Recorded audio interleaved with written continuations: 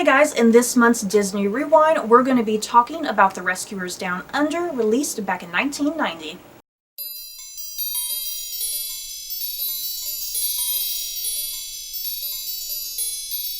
The Rescuers Down Under follows Bernard and Bianca as they travel down to Australia in order to save a little boy who has been kidnapped by a poacher. So, our overall thoughts and feelings on The Rescuers Down Under?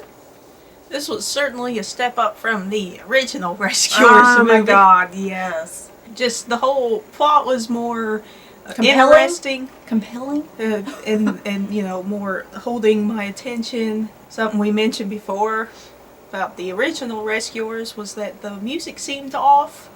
It didn't seem to fit with the movie, and it just seemed too quiet. It didn't go with any of the scenes. And this, they fixed that. The music went really good and more appropriate. When it was supposed to be, you know, intense music and stuff, it was intense. They improved on story, music, characters. Well, when we did The Rescuers, if you happen to watch our review on The Rescuers, she definitely did not really like The Rescuers that much, but I did like The Rescuers. But that was just it. I liked it. I didn't really have an issue with it, but yeah, with The Rescuers, I found myself sometimes a little bored. Like she just mentioned, the music was kind of off and a little weird. Now that I've seen The Rescuers Down Under, what The Rescuers was missing was this whole thing of action and adventure. You know? Yeah, they're supposed to go around and rescue people, so, and it was just really dull. Yeah, so that's what we finally got here with The Rescuers Down Under. There was this whole thing of action and adventure, and it was fun. And yeah, The Rescuers was not fun. You know, fun is not the word I would put with that movie. The Rescuers Down Under was fun and so enjoyable, and I had such a good time with it from start to finish. And we didn't have to put up with that really cheesy song.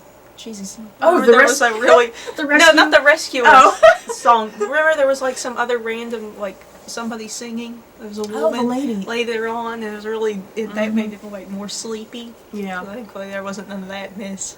I mean, the only thing that I can maybe comment on and say that I disliked about this movie is that I wish it was longer.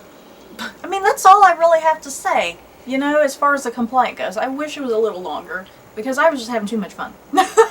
So, let's just get into some of our questions that we do each month.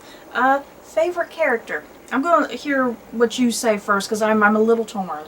I'm really torn. I don't know. I liked Joanna. I don't know if she's supposed to be a Komodo dragon or something. I think she was. I think even though it wasn't a speaking animal, you still could, you know, figure out what the heck was going on with her, and she just kept getting into trouble. I felt so bad for Joanna. I mean, she was being so horribly mistreated by, what was it, Mr. McLeach? The villain of this cartoon? She was just so horribly mistreated by that guy. And I just loved the ending when he went over the waterfall and, you know, she was like... But then, you know, she's been held in captivity this whole time. Is she going to survive out in the wild now with all these other big animals? Yeah. And how did she get off the rock? I hope she got off the rock. You did have a fascination with Joanna, I noticed while we were watching this, because you kept going, oh no, Joanna! Okay, I'm torn. You guys, I'm torn between two characters. I really loved the Australian mouse, Jake. Was he a mouse? Is he a mouse? Or is he something else? I don't know, because then he had the tail, and then it was really fluffy. Yeah, he had the fluffy tail. So, I'm just going to call him a mouse, because I'm not quite sure what he was. But I'm torn. I loved Jake. And I also really found myself loving Wilburn, the bird. Yeah. The thing is, from my childhood, I do remember watching this movie a lot. And I remember from my childhood really latching on to Jake. I don't know what it was. I loved Jake. And I still love him to this day. I mean, he's a hot mouse, okay? I'm not gonna lie. He's a really attractive mouse. Plus, the accent gets to me. And the thing is, when rewatching the movie today, as a grown adult, I really found myself liking Wilbur a lot. And I don't know if it's just because I'm an adult now, and I kind of got his jokes better, maybe? You know? I don't know if maybe because I just don't remember him at all from as a kid watching it. Yeah, I don't either. And now, I don't know if it's just because the nature of his jokes, he had a bit more adult humor, not like dirty adult humor, but like, you know, everything with like his back, his aching back, like breaking his back, you know, it's like, I got that, I don't know. Getting shots Yeah.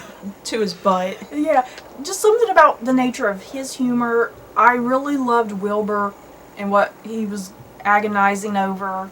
He had some of the best lines of dialogue in this whole movie, I think. But yeah, I'm torn. I can't pick between Jake or Wilbur. Can it be a tie? Have we ever had a tie?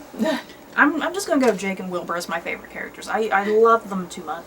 And you know, we haven't really mentioned Bernard or Bianca yet. I do like their characters. They were more entertaining in this one. Yes. They weren't as dull. Yeah. Bernard was really funny in this one because he was just trying to propose to Bianca and dumb things kept happening, and then Mr. Sexy Mouse comes in and then he's like, ah, crap. I really liked Bernard's character arc in this whole cartoon. Because they arrive in Australia, here comes sexy Jake with his accent, and he's very daring and charming and charismatic and adventurous and confident. And then poor Bernard, you know, he's a little bit more chubby, you know, he's a little more chubbier. He's not into action and adventure, you know. I think he'd much rather have his nice little calm, peaceful life. You know, he's much more logical and rational about things. So I really liked Bernard's character journey compared to Jake, you know, kind of that whole dynamic there going on. But at the end of the day, Bianca, she still loves Bernard, and it was precious. The thing is that Bernard was all jealous of Jake.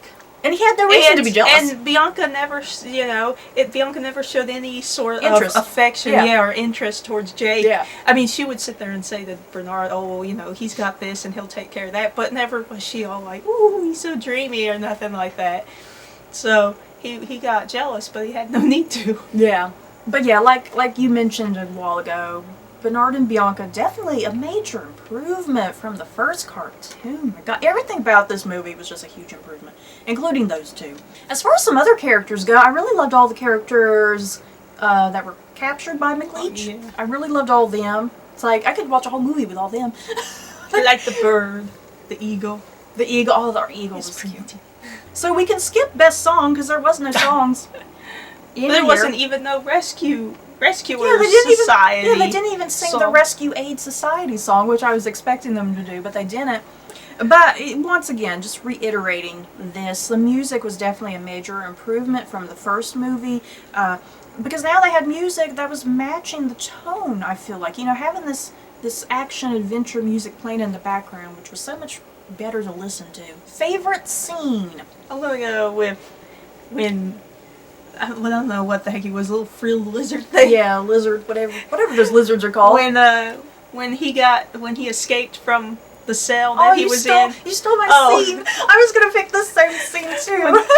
He's stuck in the same cell with Cody, and then he finally gets out, and he's like super excited, but like freaking crazy and everything, and everybody's like, dude, you need to chill, and then like he's trying to do stuff, and they're telling him to do, you know, to get a box so he can reach the keys up high, but instead he just gets some stupid flat piece of wood, and they're like, yeah, that's gonna work, get something better. So that's like that whole thing, because he was all over the place. Plus it was hilarious when he stuck his head back in the cage, and then his face, he frilled out, and then he tried to pull back out, and he was stuck. Yeah, that's like one of my favorite scenes too.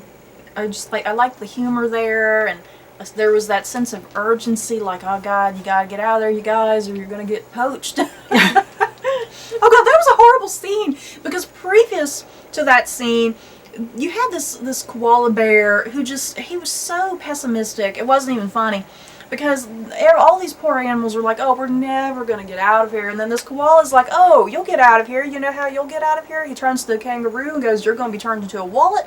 And then he turns to some other creature and he's like, you're going to get turned into a purse. He turns to another creature, you're going to get turned into this. Like, all these creatures are just going to be chopped up and sold basically as human items. That was just so horrible. I was like, my God, that koala. I hated that koala. You know, it's a nice cuddly koala bear. And I was like, damn that koala. I hate him. Being mean. There is no optimism. And you know what? We haven't talked at length about Cody or McLeach yet. I feel like we kind of bypassed them when we were talking about characters earlier. I liked Cody. Definitely an improvement from the first movie with, what was her name? Penny? Jenny? Whatever the hell her name was. Cody was definitely much more interesting. Yeah. Why wasn't he Australian? We were confused about that. Yeah, I mean, he seems like he's lived there for a while. I mean, seeing as how he was running around the, outback, I would assume he'd lived there since he was born, that he went on adventures out there. Maybe with his dad, because he told the eagle that he didn't have a dad no more. They didn't specify whether he was dead or I left, but I think he died because because the eagle made it seem like her mate was killed. So I would assume, which I would assume that then his dad was dead as well. So it seems like they went on an adventure, Maybe, so he knew his way around. But yeah, why wasn't he Australian? Maybe they weren't meant to be Australian. Maybe they were just Americans who moved to Australia.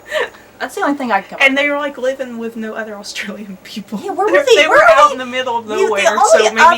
The only other Australian people you saw was like the cops coming to go to his mother and Mr. McLeach. And they didn't even say that. And speaking of Mr. McLeach, how does he rate as far as a villain? Well, he was better than that crazy lady. Medusa? Was that Madame Medusa? Yeah. Is that her name? Or is that another character? I feel like I have her confused with someone else. But yeah, well, she was pretty evil too.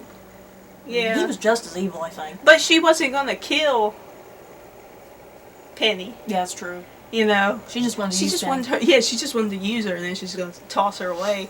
Whereas he was going around and wanting to kill, Cody and the animals. But yeah, it's not like Medusa or whatever her name was killing animals or people.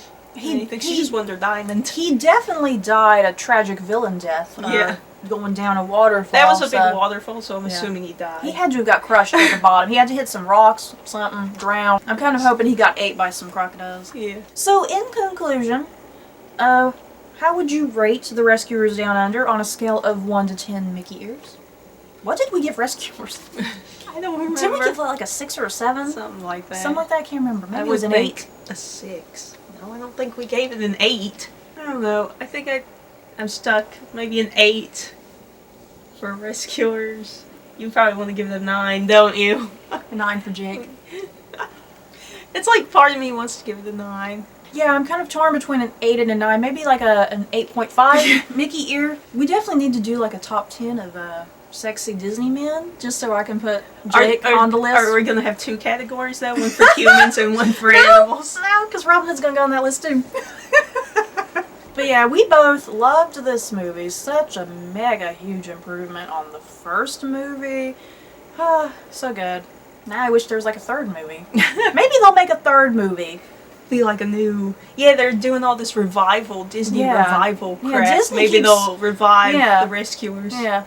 So that's it for our thoughts on The Rescuers Down Under. In the comments below, have you guys seen The Rescuers Down Under? Did you love it as much as we did, or do you not like it? Do you prefer the original? If you prefer the original, you gotta let us know. So that's it for this video. We hope you guys enjoyed. Don't forget to like, comment, and subscribe. And if you like this video, you may like these other videos. Bye guys.